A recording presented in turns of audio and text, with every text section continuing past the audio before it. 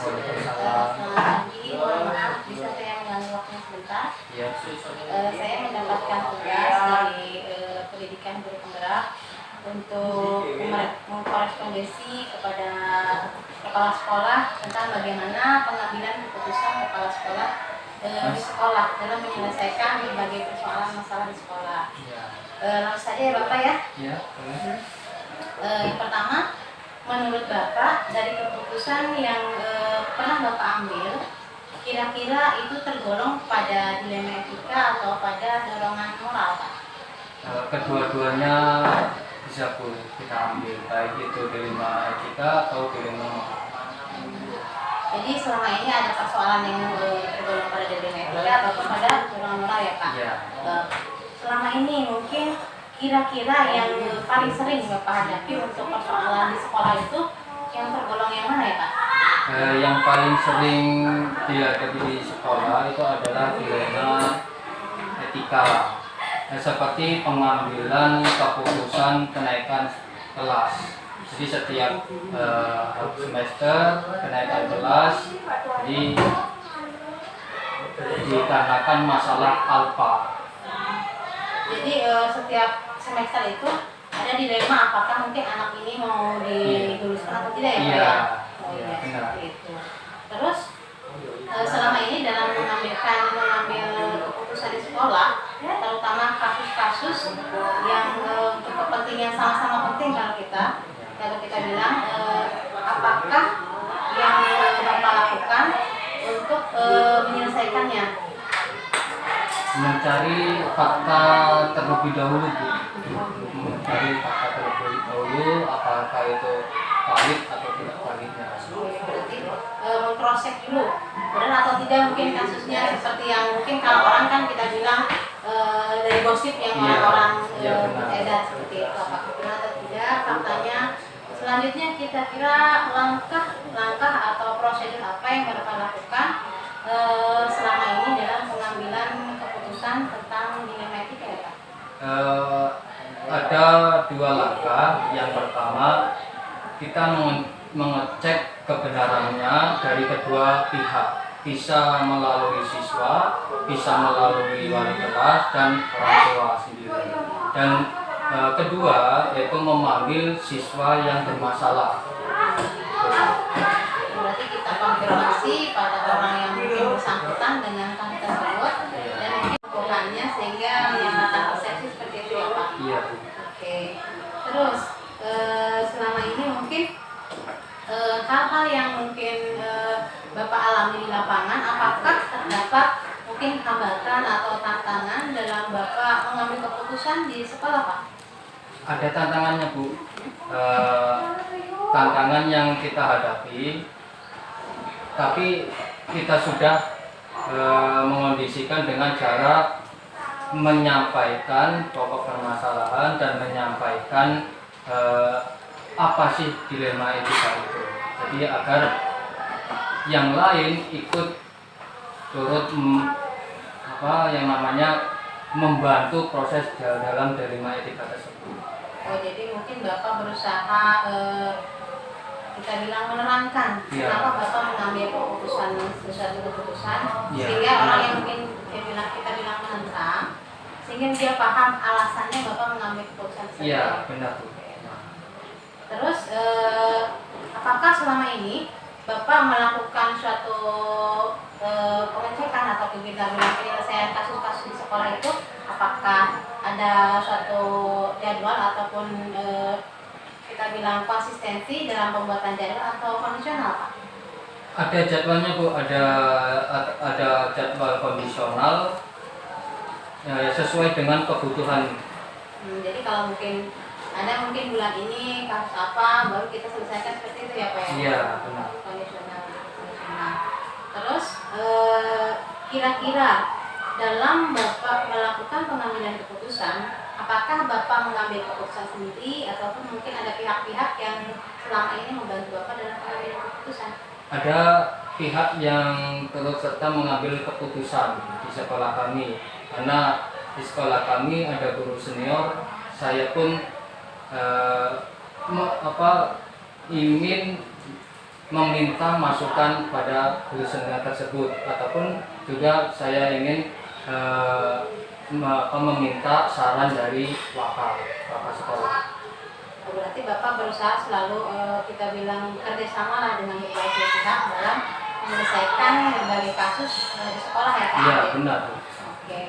Terus apakah selama ini keputusan pengambilan keputusan yang Bapak lakukan sudah sesuai dengan norma etika atau norma hukum Pak?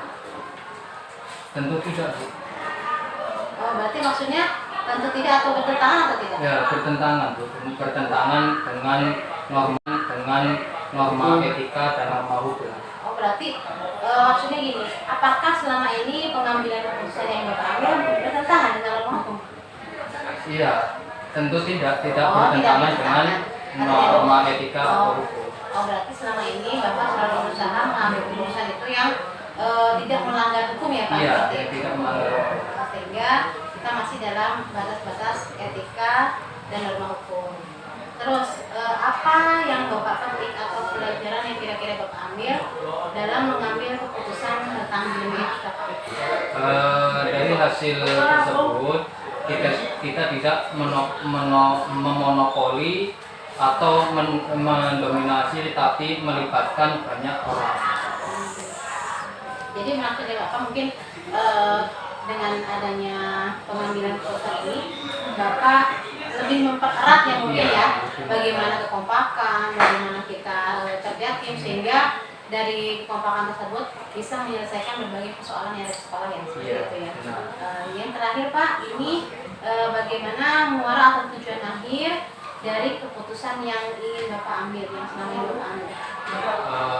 Yang saya harapkan untuk tujuan akhir untuk memperubah ke arah yang jauh lebih baik. Berarti segala keputusan yang Bapak ambil di sekolah itu tujuan akhirnya ingin orang yang mungkin dia kasus tersebut dia lebih berubah ya, kita bilang efek jerah, sehingga ada prakasa perubahan menuju ke arah yang lebih baik. Iya. Oke Bapak, terima kasih atas waktunya. Jadi saya ucapkan sekian dulu. Terima kasih semuanya, mudah-mudahan kita semua diberi kesehatan. Wassalamualaikum warahmatullahi wabarakatuh. Waalaikumsalam.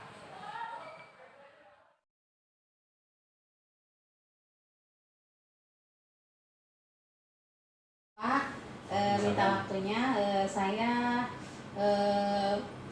mempunyai tugas dari Pendidikan Guru Penggerak untuk melakukan sesi wawancara demonstrasi konseptual bagaimana kepala sekolah melakukan pengambilan keputusan di dilema etika. Langsung saja ya Bapak ya. Untuk pertanyaan pertama, menurut Bapak keputusan yang Bapak lakukan atau Bapak ambil itu tergolong dalam dilema etika atau dilema moral ya Pak ya? Ya kalau secara menyeluruh itu bisa dua-duanya, karena kan terkadang kan satu kasus satu permasalahan itu kan bisa dipandang dari dilema moral, bisa dipandang dari Oh berarti dua-duanya, kadang kita terjadi kasus itu dilema etika, kadang juga kasus yang terjadi di sekolah itu berkaitan dengan dorongan moral ya Pak ya. Oke. Terus selama Bapak menjabat sebagai kepala sekolah, yang paling mana yang sering terjadi Pak kira-kira?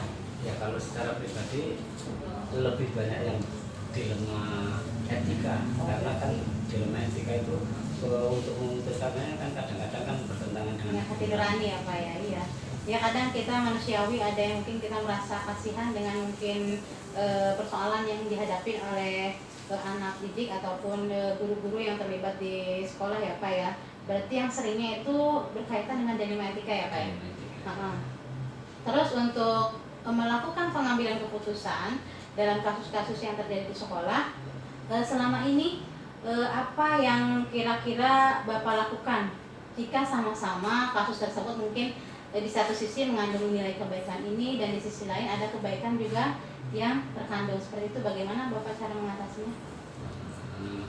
Ya kalau dalam hal menangani kasus-kasus seperti itu, nantinya kan kita perlu melibatkan mungkin staf, kemudian dari guru-guru yang senior yang bisa memberikan masukan, kemudian atau mungkin bahkan kita bisa melibatkan majelis.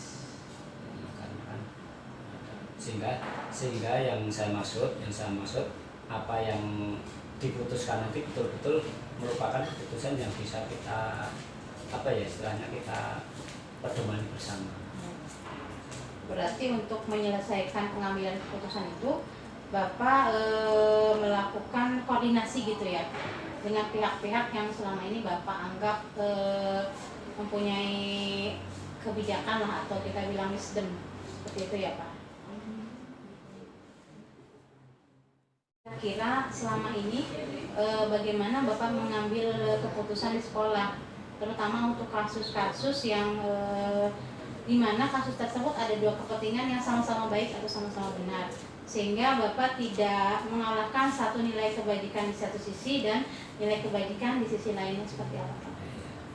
Yang jelas kami kan harus istilahnya kan mencari fakta, karena kan isu-isu yang berkembang itu kan belum tentu kebenarannya. Artinya betul-betul kami menelisik lah, katakanlah adalah seperti itu ya, tentang atau terkait dengan kebenaran daripada isu-isu yang beredar, sehingga misalnya melakukan pengecekan, melakukan cross check, melakukan istilahnya pemanggilan dan lain sebagainya.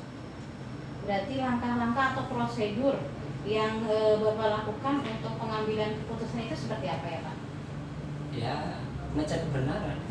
Ngecek kebenaran itu kan berarti kan dalam sebuah masalah itu kan mungkin dicek kebenaran berdasarkan yang bersangkutan, kemudian informasi dari orang tua, kemudian dari wali kelas,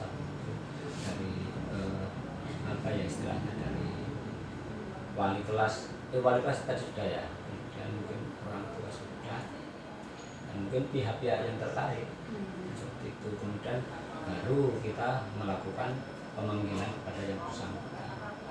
Koordinasi dengan guru bimbingan konseling seperti itu ya Pak? Koordinasi dengan guru konseling, kemudian mungkin dengan staf dan lain sebagainya. Berarti untuk yang langkahnya berarti kita melakukan analisis, habis itu kalau sudah fix betul maka dilakukan pemanggilan seperti apa? Ya. Terus untuk selama ini Bapak dalam melakukan pengambilan keputusan, apakah ada suatu hambatan ataupun mungkin tantangan dalam Bapak mengambil keputusan ya Pak? Ya mesti ada, karena kan dalam pengambilan sebuah keputusan itu kan kadang-kadang di sisi lain ini bernilai baik, tetapi di sisi lain kemudian ada katakanlah oknum yang barangkali kurang bisa memahami, kurang bisa menerima sebuah keputusan. Oh, berarti ada yang mungkin kurang setuju dengan keputusan yang diambil sama Bapak gitu ya? Biasanya kan seperti itu kan, ya yang namanya manusia kan, ya istilahnya berbeda-beda dalam sikapi. Terus bagaimana sikap Bapak untuk menghadapi tantangan tersebut Pak? Ya kami berusaha untuk mencari jalan yang terbaik. Jalan yang terbaik itu setelah kita tahu duduk permasalahannya, kemudian istilahnya kita sudah melibatkan pihak-pihak yang terkait, misalnya kalau di sekolah itu ya kita melibatkan guru senior, kemudian wali kelas, kemudian guru BK, atau mungkin kita juga bisa melibatkan pimpinan di atas kita, misalnya majelis discussion. Ya, sehingga mungkin guru yang kurang kita bilang kurang pro dengan keputusan kita bisa memahami mungkin alasan kenapa kita mengambil keputusan tersebut ya Pak? Iya. Ya, dengan cara ya sosialisasi, kemudian pendekatan-pendekatan. Melakukan pendekatan, memberikan pengertian pada pihak yang terkait.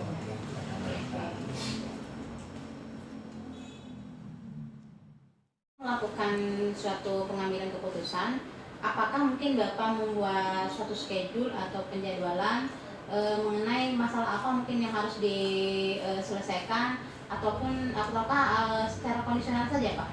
Oh ya.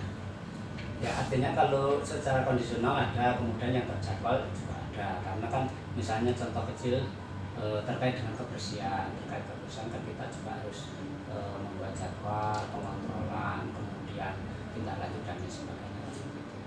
Kemudian kalau misalnya terkait dengan kasus-kasus khusus misalnya terjadi secara apa ya istilahnya tidak tentu, istilahnya kan kita juga bisa secara temporer misalnya dibacakan bulan bulanan, kemudian artinya kalau temporer ya berarti manakala ada masalah ya bukan kasus kondisional gitu ya, Pak, seperti itu.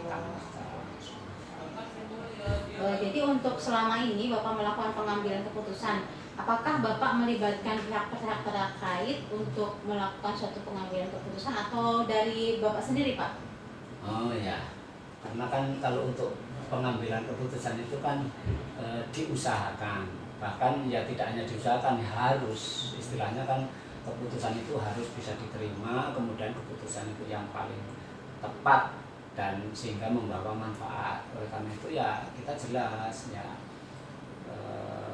melibatkan pihak-pihak yang terkait. Kalau di sekolah ya seperti yang saya sampaikan tadi, dalam pengambilan keputusan ya kita selalu mohon pertimbangan misalnya dengan staf, guru senior, kemudian yang lain. Bisa dengan majelis juga Ya, ataupun yang mungkin bisa. pihak yang Kalau terkait. memang masalah itu kok kelihatannya agak pelik atau mungkin sulit untuk diputuskan, ya kita bisa minta pertimbangan majelis. Terus dari pengambilan keputusan yang pernah Bapak ambil, apakah mungkin Bapak pernah mengambil suatu pengambilan keputusan itu yang kita bilang bertentangan dengan norma atau hukum? Pernah atau tidak, Pak? Ya kalau bertentangan ya enggak, karena kan kita kan kalau bisa itu lurus kayak tiang bendera kan seperti itu.